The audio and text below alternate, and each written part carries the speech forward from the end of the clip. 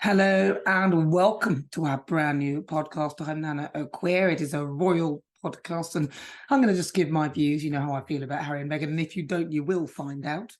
I'm Angela Levin. I have written Prince Harry's biography and also Queen Consort Camilla's biography, which came out just before the end of last year. So I think I've got a great right to say lots of things that I want to about the royal family. I'm with you, Angela. And you know what? I sort of worked out Meghan at the very start, you see, and a lot of people were telling me that I was full of whatever. Turns out I was right, especially with this latest stuff, the old South Park thing. That's hilarious. Now, do you know that I knew straight away as well? Did you? And people kept saying to me, "Oh, well, you're rather unkind, aren't you?" Because I mean, look, she's wait and see. So there we are. We've got that in common to start with. Although I did like her at the start. You know, at the beginning when you heard that she was getting married. I did like her then. And you knew that. I thought to myself, my goodness, a mixed race person or biracial or whatever the words are now. I don't want to offend.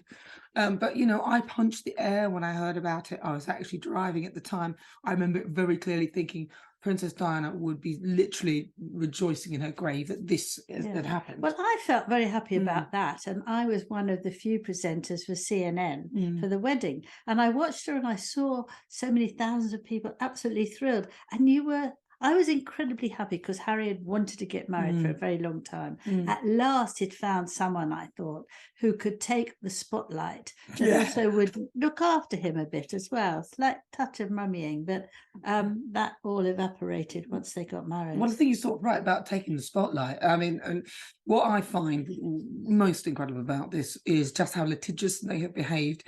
And now, of course, we have the South Park cartoon coming in, which I think really is a turning point in the whole sort of... I do too. Yeah. I think they've collapsed because of that. I know that their popularity has gone sinking right down into the ground. And actually, I hope that it will be some sort of lesson that although you might attack your own family, because they're royal, Harry, they won't answer you back because they're dignified and they don't want to get into a sort of argument. But if you're not, you are going to answer back, and you're also going to answer back pretty hard and pretty fully, because no one wants to be treated like that. And actually, now they've experienced that same feeling, they don't like it one bit. Well, they don't, do they? It was said that Harry had they'd taken out legal advice, but they decided not to go.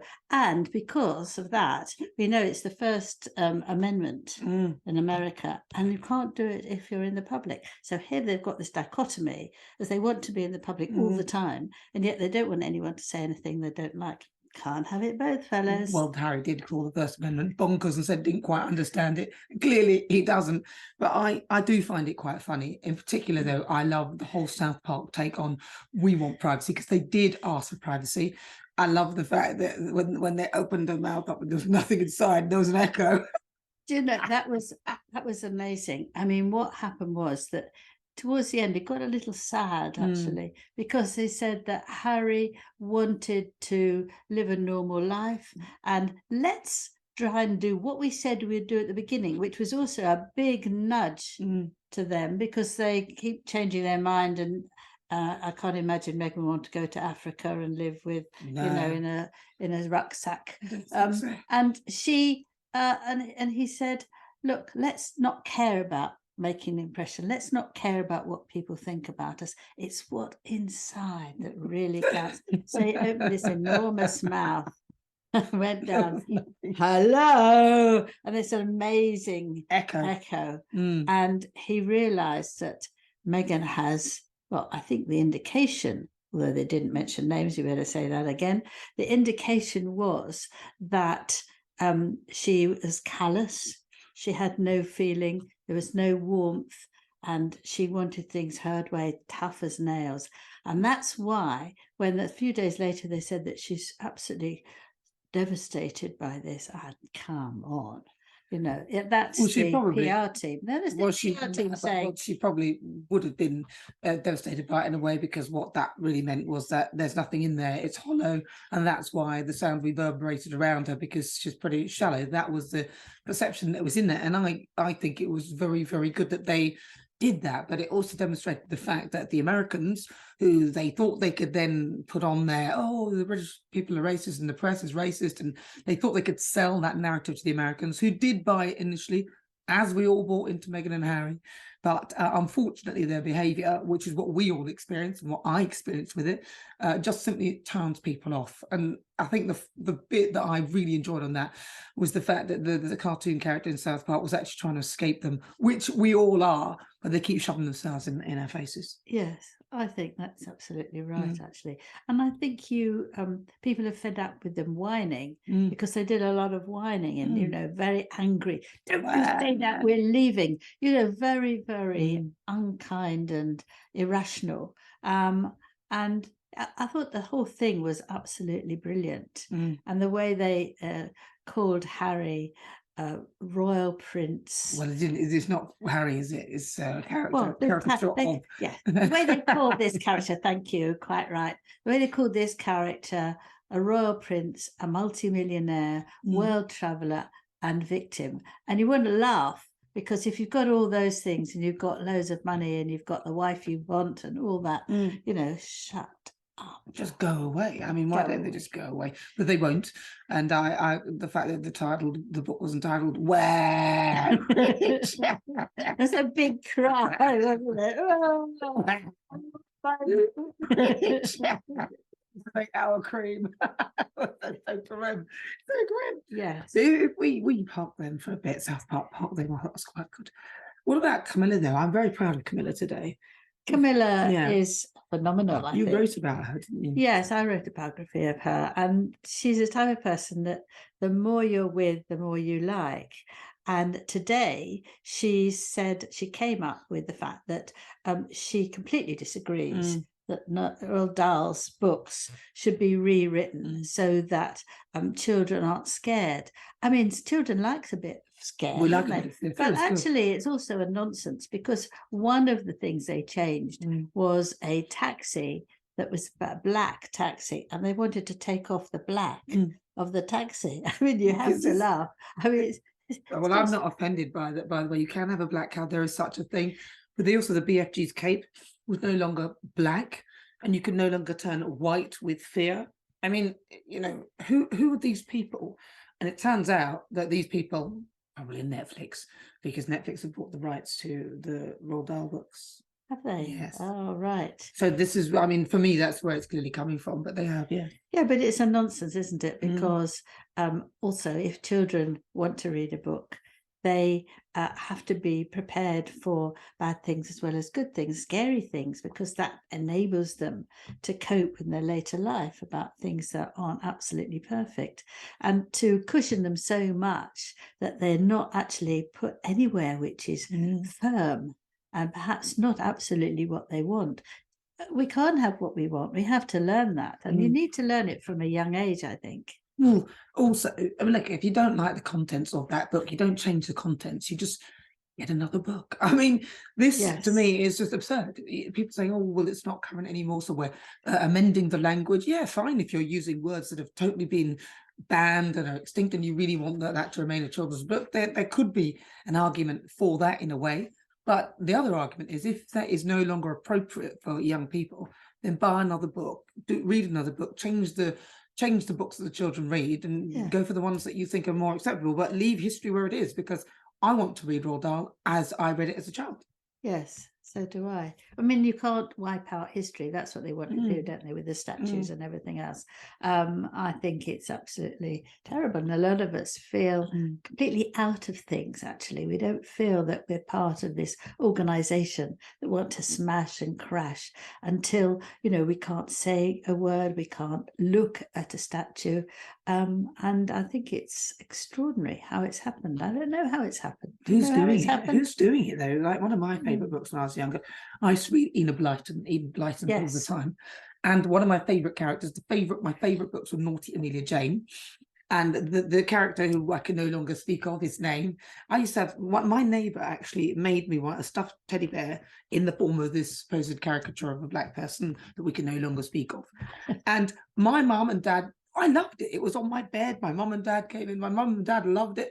Then a white girl who lived a couple of doors down, and it was like the lady at the end who knitted it for me. A white girl came and said, "You can't have that. That's racist." Now that was news to me and my parents, to be honest. But it's not, that was a time and a bygone time. It doesn't mean that we shouldn't reference it. It doesn't mean that things should be changed. It means that that is how people spoke then. And I personally, at the time, was not offended by that. Didn't realize what it was until somebody else who was white told me I should be offended. So, yes. Yes. Well, Meghan said that she didn't know actually anything about being black until she came to the UK and married Prince Harry. I don't believe that at all, because her father bought her a baby doll. Yeah. What is it? One of those baby dolls that was half white and half A mixed black. race doll. A mixed race doll. Well, the doll wasn't. She was just one colour, and then but the father or the other people were different colours. So she did learn about it. So that's another one of her things which she tends to avoid. Do you know what I think the theory for that is? I actually think what it is in America, she traded on the white side of herself. Yes. Because if you're mixed race, you can actually decide, okay, I'm going to trade on the white side. There's nothing wrong with that at all. But then when she came to the UK, we started to say, oh my God, and we recognised the other side of her, which I think she had sort of swept under the carpet. Now, this is just my opinion. And when she realised that it was actually valuable and you could trade off it, she started trading with it. And, literally assuming that the reason why she was being treated a certain way was because of her skin colour. Because remember that time she said, when I came to England, that was the first time I was treated like a black woman.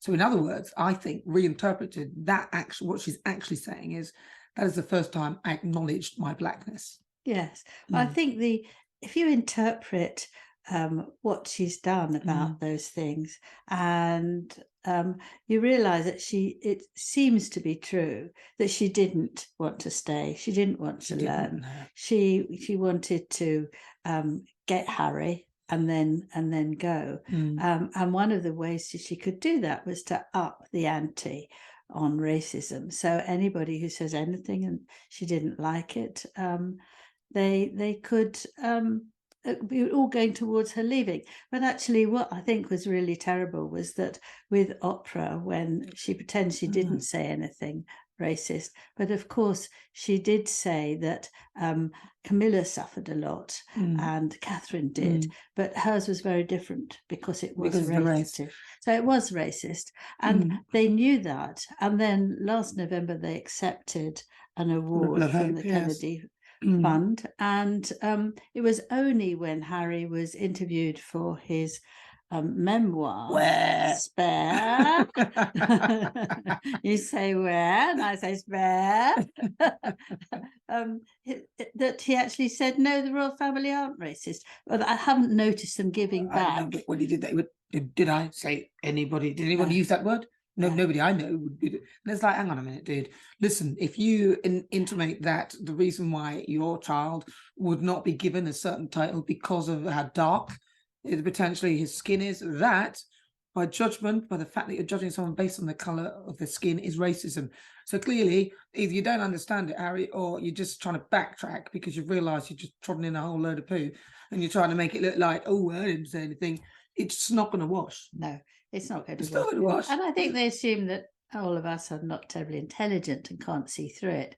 But I think with this whole comic variety, that we can see right through them, and the people who've actually really liked them for quite a long while have actually decided that, come on, people are having a difficult time. You've got loads of money, you've got the wife and the husband that you wanted, and the kids, girl and a boy, and